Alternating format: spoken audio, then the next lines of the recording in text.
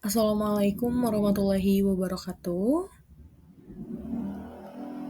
Sebelumnya, izin memperkenalkan diri, saya Hasania Kunimulahiza dengan NIM 2250191140 dari kelas D. Di sini saya akan mempresentasikan tugas sebelum praktikum bab 4.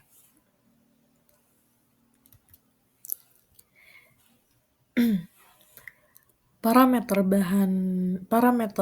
mutu, bahan baku, simplisia dan ekstrak, dan sediaan obat bahan alam. Farmakope Herbal Indonesia atau FHI menetapkan standar mutu yang mencakup aspek spesifik terkait identitas dan kandungan zat aktif, dan non-spesifik terkait kemurnian dan keasaman. Simplisia dan ekstrak bahan baku. Yang pertama, identitas atau spesifik. Organoleptik, warna, bau, rasa. Kemudian makroskopik atau mikroskopik, itu dilakukan untuk simplisia. Izin dijeda karena ada azan terlebih dahulu. Izin melanjutkan. Kemudian ada pola kromatografi, KLT atau KCKT, kadar senyawa aktif dan atau penanda. Kemudian non-spesifik atau kemurnian atau keamanan, yaitu susut pengeringan, kadar air, kadar abu total, kadar sari, cemaran mikroba, cemaran logam, logam berat, Pb, Cd, As, Hg. Kemudian ada residu pestisida. Kemudian sediaan obat bahan alam atau produk jadi seperti jamu, parameter umum sediaan farmasinya. Yang pertama ada keseragaman bobot volume. Kemudian waktu hancur, biasanya kalau untuk waktu hancur itu digunakan untuk tablet atau kapsul. Kemudian pH, dan tetap harus memenuhi persyaratan mutu bahan baku, misalnya cemaran. Baik, selanjutnya metode-metode yang biasa dilakukan untuk obat herbal biasanya juga ada metode analisis kimia gitu ya, yang umum digunakan dalam Farmakope Herbal Indonesia. Metode analisis kimia yang umum digunakan adalah perpaduan antara metode konvensional, yaitu gravimetri atau titrimetri, dan metode instrumental, yaitu kromatografi untuk identifikasi dan penetapan kadar. Yang pertama ada metode konvensional. Metode konvensional itu untuk penetapan kadar yang menggunakan dasarnya gravimetri, misalnya kadar sari, kadar abu, kadar minyak atsiri, dan titrimetri. Kemudian ada metode instrumental atau kromatografi. Biasanya yang digunakan di bahan alam untuk mendeteksi suatu senyawa adalah menggunakan KLT atau kromatografi lapis tipis, dilakukan untuk identifikasi dan memberikan pola sidik jari kimia pada profil kromatogram atau ekstrak. Yang dilihat parameternya adalah nilai RF. Biasanya sebelum kita tahu nilai RF tersebut di dalam KLT, kita harus menambahkan penampak bercak agar bisa melihat nilai RF dari suatu senyawa atau sampel. Kemudian ada kromatografi cair kinerja tinggi atau KCKT untuk penetapan kadar senyawa penanda atau aktif atau standarisasi ekstrak. Untuk parameternya yang dilihat adalah KCKT, waktu retensi. Kemudian ada kromatografi gas atau Kg, khususnya untuk analisis komponen volatil seperti minyak atsiri atau residu pelarut.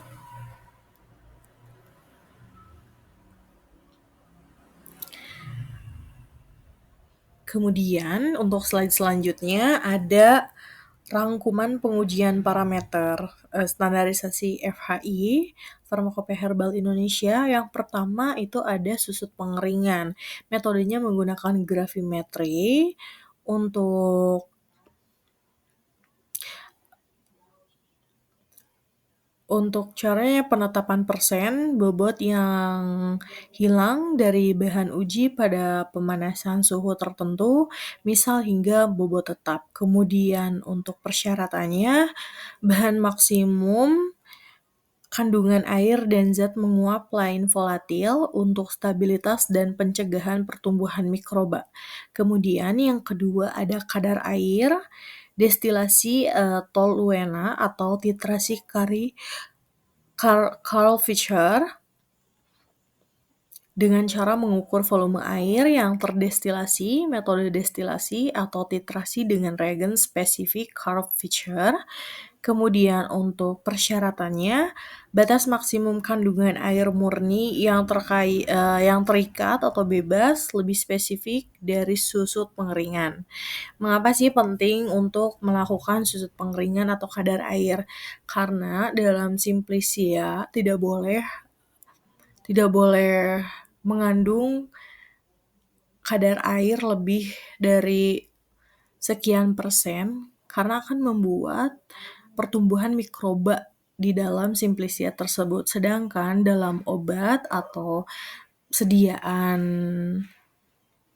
sediaan obat herbal, Simplicia jamu itu tidak boleh ditemukan cemaran mikroba karena akan nantinya mengurangi efektivitas dan malah akan membuat infeksi di tubuh gitu ya. Kemudian yang ketiga ada kadar sari dengan metode gravimetri. Caranya menghitung persen bobot zat yang terekstraksi oleh pelarut tertentu. Pelarutnya biasa yang digunakan adalah air atau etanol. Setelah penguapan pelarut dan pengeringan sisa sari hingga bobot tetap.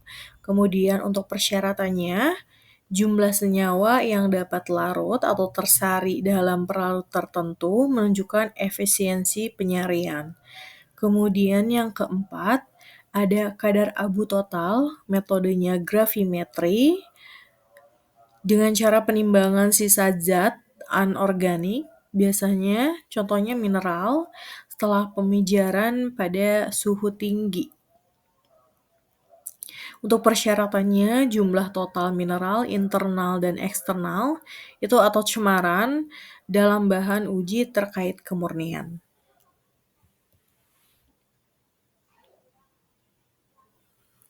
Kemudian yang kelima, ada KLT, kromatografi lapis tipis. Yang pertama dengan metode kromatografi, dengan cara pemisahan komponen kimia dalam sampel berdasarkan perbedaan kecepatan migrasi antara fase diam. Untuk persyaratannya, identitas bahan, kesesuaian dengan monografi, dan profil kandungan. Selanjutnya, untuk yang keenam, itu ada kadar kandungan minyak atsiri dengan metode destilasi dan caranya destilasi dan penampungan minyak atsiri yang menguap bersama uap air dalam alat penakar khusus, misal alat Stahl. Kemudian untuk persyaratannya, jumlah senyawa volatil yang berfungsi sebagai minyak atsiri, senyawa berkhasiat, atau senyawa penanda. Kemudian yang ketujuh, ada kadar flavonoid total dengan cara metode spektrofotometri UV visible, reaksi kompleksasi flavonoid dengan reagen misal AlCl3 yang menghasilkan warna lalu diukur serapannya pada panjang gelombang tertentu.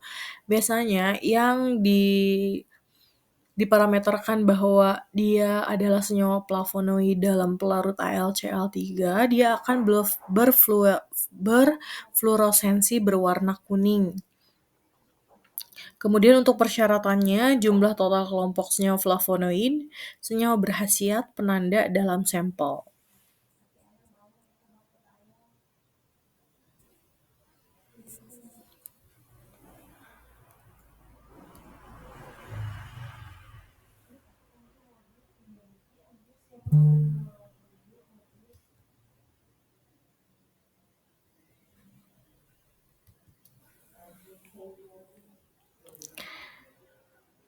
Sekian, terima kasih dari saya. Mohon maaf jika ada salah kata atau, mmm, kata-kata yang kurang berkenan. Terima kasih. Wassalamualaikum warahmatullahi wabarakatuh.